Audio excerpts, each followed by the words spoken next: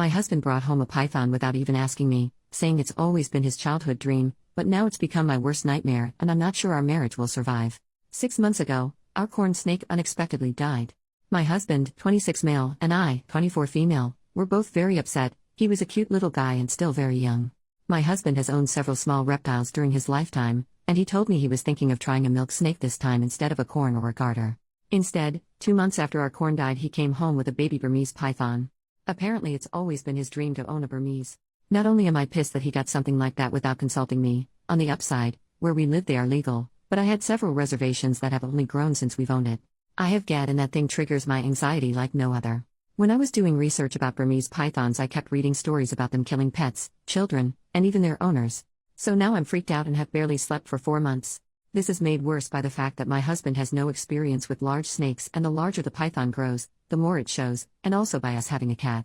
The other snakes we've had, our corn snake, and my husband's old garter snake, pose no threat, but now I constantly worry that the python is going to get out and eat her. I've taken to locking the cat in our bedroom at night, which interferes with our sleep since she meows and scratches at the door, and I constantly worry about her when she's home alone. I'll reiterate, this thing is freaking huge. He is already 6 feet long. I'm home more than my husband, so I have to feed it and change its substrates often. I hate doing both so much, especially now that he's graduated to eating rabbits and pigs. I honestly think that since my husband bought him without consulting me, that caring for it should be his sole job, but I'm not going to let it go hungry or live in its own waste out of pride. I honestly don't think we'll be able to give this snake the best quality of life, which I think is essential for all pets. He's getting too big for the tank he's in, which is his third since we've gotten him, and I don't think we have the room in our house for the enclosure my husband wants to build him. His food is very expensive and eating into our savings, but it's what he needs, so we can't downgrade. The python does not deserve to live in a tiny space and eat inadequate food because my husband wanted one as a kid. At the same time, it's a good possibility it could eat us out of house and home. I don't want kids while we own a python, and these things can live up to 20 years. I don't want to never have children, which I've dreamed of, because of a python. Because of all these reasons, but especially the ones about our cat and its quality of life, I think we should rehome the python, preferably to a wildlife sanctuary or something. I've gently brought all of this up to my husband. How much mental anguish it causes me, how worried I am for our cat, how the snake is unsustainable, and all he's done is tell me to get over it, accuse me of not caring about his happiness, and tell me I'm being prejudiced against animals that aren't cute and cuddly. None of this is true, not even the last accusation. I like his smaller snakes a lot. How can I communicate productively with my husband about this issue? He already loves this snake, and I think that's getting in the way of him seeing reason. Edit. For the snake people, I acknowledge now that our husbandry is probably wrong, proving my point even more. Also, I have been informed that the snake probably wasn't a baby if it's at this size now, so take that into an account. I am not the most knowledgeable about snakes. First update 1 week later. First of all, I have to say thank you for the outpouring of support I got, especially from the reptile enthusiasts who happen to be browsing this sub. You guys are awesome. Now, I just want to say at the beginning, so what everyone wants to hear is heard. The snake is gone and my cat is all right. Here's how it happened.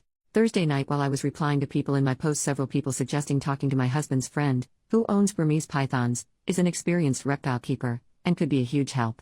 I was too blinded by the situation or my own anxiety to even think of that.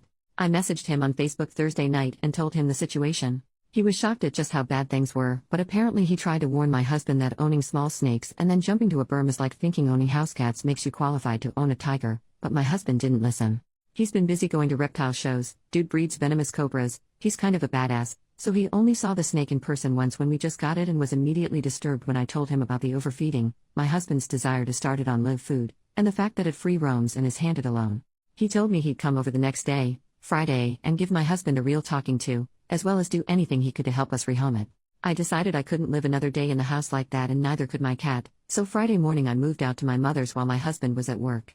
It was a bit sneaky, but I knew that if I tried to leave while he was home he'd try to convince me to stay. I called him on his lunch break though and told him I'd left until the snake was gone. He was very upset, but started accusing me of being so petty as to let a snake wreck our marriage. I had nothing productive to say to that, so I told him I'd talk to him later. Well, my husband's friend was so angry at what he saw of the snake that when he got to the house when my husband was home from work, he gave him the tongue lashing of his life, and told him in plain terms that now that he saw how woefully inadequate we were as big snake keepers, there was no way he was going to let the snake stay at our house. Being yelled at really affected him. When my husband drove over to my mother's to talk to me, he looked like a kicked puppy. He broke down and told me that he loved me, that he was sorry for the hell he put me through, and that it had taken having reason yelled to him by an expert for him to really see what was going on, and that he understood now that the snake could no longer live with us. I know that at that point that the sorrow he felt was due to having his snake taken away, not of real understanding, not yet. So don't worry, he's not completely off the hook. It was cathartic to hear though. His friend contacted a herpetology society he works with regularly and then, a member of that society whose specialty is rehabilitating snakes that irresponsible pet owners get and then mistreat on his ranch. So Snake went yesterday to this guy's ranch, where he'll be fed the right food and go on a diet apparently, and live in a space big enough for him. My husband and I have talked a lot about this and he acknowledged that his fervent desire to fulfill his childhood dream made him careless and selfish, that he wasn't trying to be malicious towards me, but he just wanted the snake so badly he'd do and say anything to keep it. It still seems like, though, that he hasn't learned, which I'm not expecting this early but is still a mite disappointing. He talked yesterday about getting a ball python and I put my foot down. I don't think we should get another snake for a long time. On Sunday I sat him down and asked him to tell me the truth of how he got the python, because walking into a pet shop for a milk snake, and just finding a Burmese was sounding more and more implausible the more I thought about it.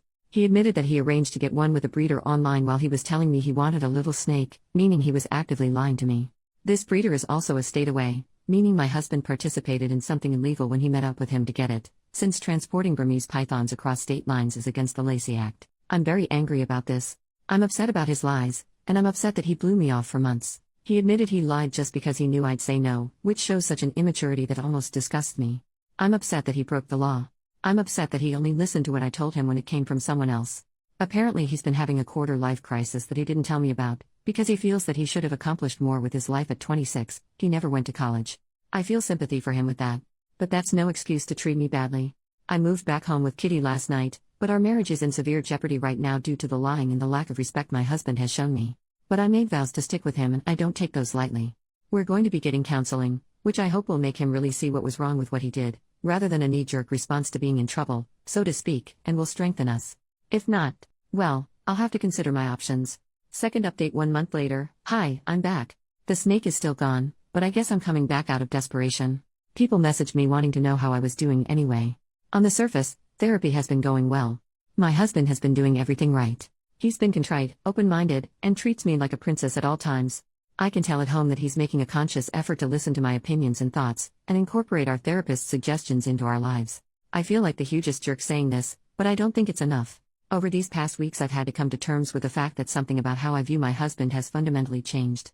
And finally, after extensive soul-searching a few days ago, I realized what it was. I have no respect for his intelligence anymore, after all this. That is very, very important to me. And now it's just gone and I don't know how it can come back without him getting a personality overhaul. It's killed my physical attraction to him. I normally have a high libido and prior to all this we made love 4 to 5 times a week. Now, since all this went down we've been intimate 3 times. To be fair, while the snake was here we were down to 2 to 3 times a week, but it was still more frequent than this. Despite all the changes he's making he's still himself and I don't think I can like who I know him to be now. He's still his goofy, absent-minded self who needs me to balance the checkbook and pack his lunch. I can't respect that anymore. I don't want to be his mom or a naggy sitcom wife. I used to love doing these things for him. Throughout our relationship I've taken care of him, patched him up, and helped him solve his problems.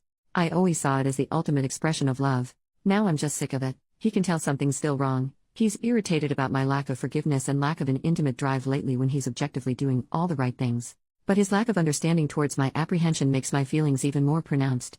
I realized the other day that I love him dearly as a friend. I've known him since I was 9 years old but no longer as a husband. That devastates me. I can't believe I'm thinking divorce after less than a year of marriage. I feel like such a failure. I haven't broached these feelings in therapy yet, because they crystallized only a few days ago. But I don't know how to start because I know saying them will mean my marriage will be over. I have talked to my mom and friends about this, and they all tell me to wait longer, to stick it out, because I made vows. But I feel like I found out something fundamental about my husband that I wish I never had, and that nothing can be the same now. Third update 9 years later, posted on October 14, 2024. My posts were reposted somewhere and one of my friends sent me them saying, "I think you wrote these posts." And reading them, yeah, I did. A lot of people seem to be wondering what happened to me, so I logged into this account for the first time in almost 10 years to give one final update about what happened. Basically, my ex-husband brought home a Burmese python after telling me he wanted a milk snake. I was really scared of it and anxious, and he was dismissive of my worries. I ended up getting the snake shipped off to a reptile ranch, but it absolutely shook my trust in my ex because he was lying to me. It also made me realize he relied on me to do everything for him like a second mother, and that I hated that. I really tried to work through the feelings I posted in the second update, but after 3 months, we separated. It's totally okay if you judge me for this because I judge myself. After being separated for half a year, we ended up making love. My grandma had just died. I was devastated, and he came to the funeral to support me, and because he'd known her forever and loved her too. We went home together after the family lunch and we ended up having comfort love making. Neither of us wanted kids at that point, but my IUD had slipped into my cervix at some point before this and I ended up getting pregnant. Both of us were unsure about introducing a kid into our relationship, but decided to get back together and make another effort. I had always wanted to be a mom, and didn't want to abort. We found out pretty early into the pregnancy that it was actually a molar pregnancy. Meaning that instead of a normal fetus, I was pregnant with a tumor. I had the mole removed, but I was one of those lucky people who develops cancer from their molar pregnancy. Luckily the cancer was caught when I was only at stage 2 and responded really well to chemotherapy. I've been cancer-free since 2016. However, my ex's behavior when I was extremely sick from chemo, we had stayed together after losing the pregnancy, caused me to put my foot down and want to divorce. He wouldn't, or couldn't, pick up the slack around the house, and I couldn't deal with it anymore. I felt like I couldn't depend on him for anything, not even when I had cancer. Literally a week after I was told I was cancer-free, I told him I was moving out and wanted a divorce. I lived with my mom for a year while our divorce was being finalized and a bit after it, and then decided to get a job in a new city because I needed a new beginning. I also decided to fulfill a dream of mine I'd been mulling over for a while and went back to college to get my BSN in 2017. I graduated in 2019 because I was in an accelerated program for people who already have another degree, and I now work as a neonatal nurse. The job can be really wearing and difficult, but it's so amazing watching tiny and sick babies grow and thrive and eventually leave. I feel like I've found my calling. I also met a guy in my class when I went back to school. We were just friends for 2 years, because I didn't feel ready to date, and then in 2019 we started dating. That guy is now my husband. We got married in 2022. My current husband is the most amazing man and partner I could have ever asked for. I can fully lean on him, and him on me. And I don't have to ask him to please pick his socks up off of the floor. He even does most of the cooking because I hate cooking. Due to my cancer treatment, I went into premature ovarian failure, so we are going to start IVF in the new year with eggs I had frozen before my chemo began. We also want to adopt and or foster at some point and have been looking into that as well. I know for sure my husband is going to be a wonderful support for me and an amazing father. At the time of my divorce I had no confidence my ex would be either of those things. I don't want to just bash my ex though. He is doing much better since we got divorced. A month after I left for good, he attempted to off himself and was put on a 72-hour hold at the hospital. He took their advice to follow up with a psychiatrist seriously, and was diagnosed with ADHD. It explains so much about how he was when we were together. A little later on, he was also diagnosed with autism. I don't speak to my ex because it's too painful for both of us, but my mom is still close to his mom and has given me some updates. He's taking medication that's really helped his ADHD, and was able to go to trade school. He has a much better job now and has been in a steady relationship. I wish him all of the best. I look back on my old posts and all I can do is shake my head. I was putting up with so much I would never put up with now. I was so grown up because I was 24 and married, but clearly I still had maturing to do. Part of me feels sad for my ex too, because he was struggling for so long and I was writing him off as unhelpful. However, even though he had a medical reason for being inconsiderate, I still had to do what's best for me, and I was at my breaking point. Considering his success, I think we're better off without each other. Oh, and I still talk to my ex's friend the cobra breeder from time to time. Bucatini the Burmese python is still doing great in his new home.